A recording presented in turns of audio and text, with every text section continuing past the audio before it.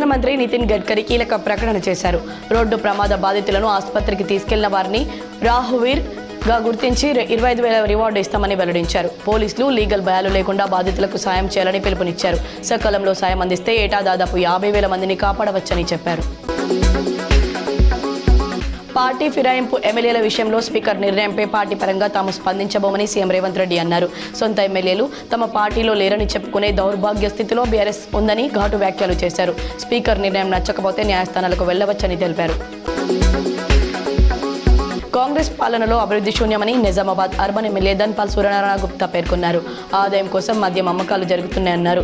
ఉద్యోగుల జీతాలు ఇవ్వడానికి ప్రభుత్వ ఆస్తులు అమ్మకాలు చేయాల్సిన పరిస్థితులు ఏర్పడ్డాయని ఎమ్మెల్యే ధన్పాల్ సూర్యనారాయణ ట్వీట్ చేశారు. ఫోన్ ట్యాపింగ్ కేసులో మరో సిట్ ఏర్పాటు చేస్తూ తెలంగాణ డీజీపీ శివధర్ రెడ్డి ఉత్తర్వులు జారీ చేశారు. హైదరాబాద్ సిపి సజ్జనార్ నేతృత్వంలో స్పెషల్ ఇన్వెస్టిగేషన్ టీం దర్యాప్తు చేయనుంది. సభ్యులుగా 9 మంది అధికారులున్నారు.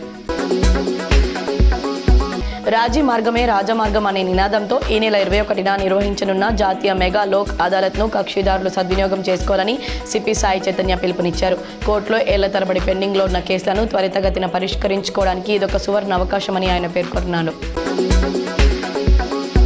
గ్రూప్ 3 ఫలితాలను టీజీపీఎస్సీ విడుదల చేసింది. మొత్తం 1,370 మంది అభ్యర్థులు ఎంపికైనట్లు తెలిపింది. అభ్యర్థుల జాబితాను వెబ్సైట్లో అందుబాటులో ఉంచింది.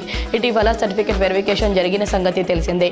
ఒక పోస్ట్ వెరిఫికేషన్ కోసం పెండింగ్లో ఉన్నట్లు తెలిపింది. మరో 15 పోస్టుల వివరాలు త్వరలో వెల్లడిస్తామంది.